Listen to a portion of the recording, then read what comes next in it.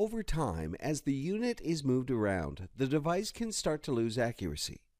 To verify the current accuracy of the device, a scan of a calibrated artifact can be used.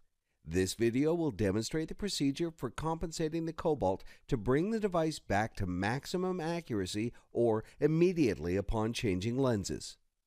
For maximum accuracy, the unit should be compensated in a temperature environment similar to that of the measuring environment. Lay calibration plate carrying case on a flat surface. Unsnap clips to unstrap the case. Lift off the top of the case. Take the calibration plate out and set it on a flat surface with the white dots facing upwards.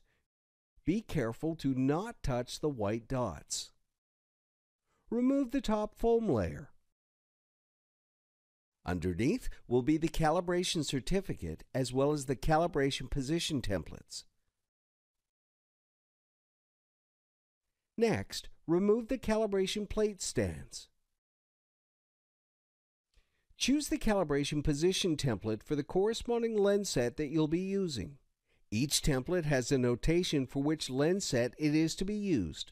For example, 250 mm or 500 mm. Place the calibration template on a flat surface, roughly 400 mm from the front edge of the imager to the start line on the template, with the number 1 line closest to the imager. Use some tape to tape down the corners of the calibration template so it does not move during the calibration process. Now, take the calibration dot plate stands and place one on each end of the dot plate. The serial number of the plate is at the top. Note, when putting on the stands, a minor amount of force may be needed to put them on. However, take careful note to ensure you don't touch the white dots of the calibration plate. Ensure that each calibration plate stand is flush on both sides, and when the calibration plate is raised to sit on the table, that the bottom of the calibration plate is flush with the calibration plate stand. Place the calibration plate on the calibration template start line, with the vertical white line on the center of the dot plate placed on the center gray line of the calibration template. Ensure the device is powered on and connected in the software. The unit should be allowed to warm up at least 15 minutes before starting the compensation procedure.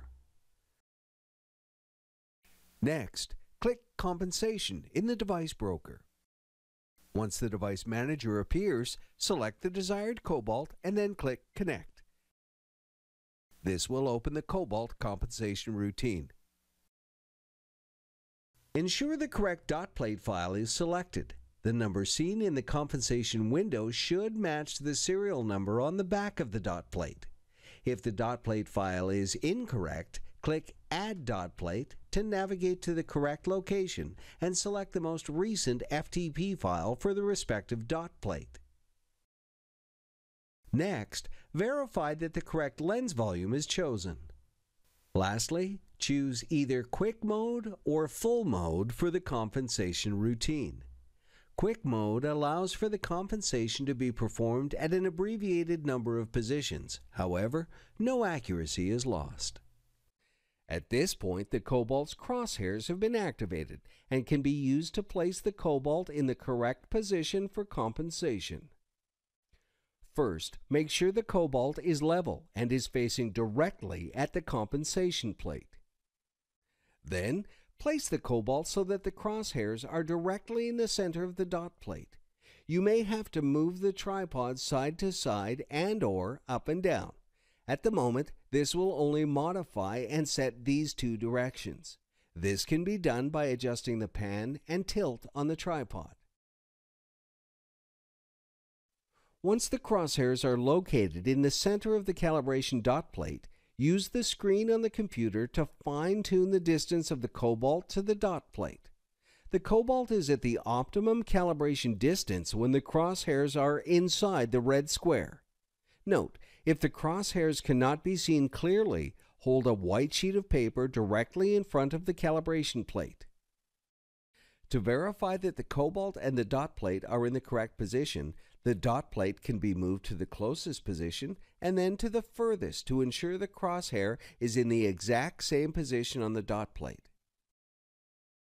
Once this distance between the Cobalt and the calibration plate have been set, click Start on the screen.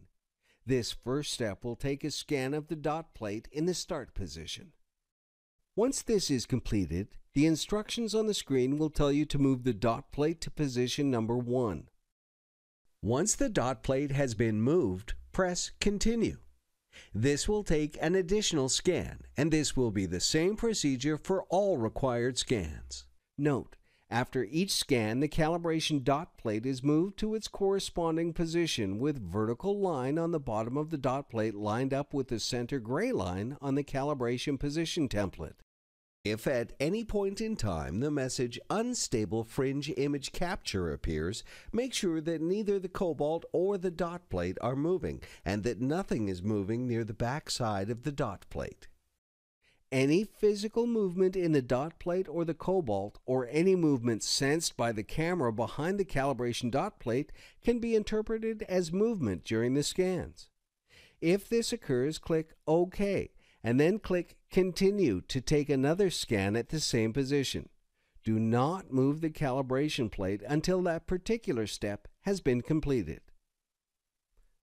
Once all required scans have been completed, the software will process the data.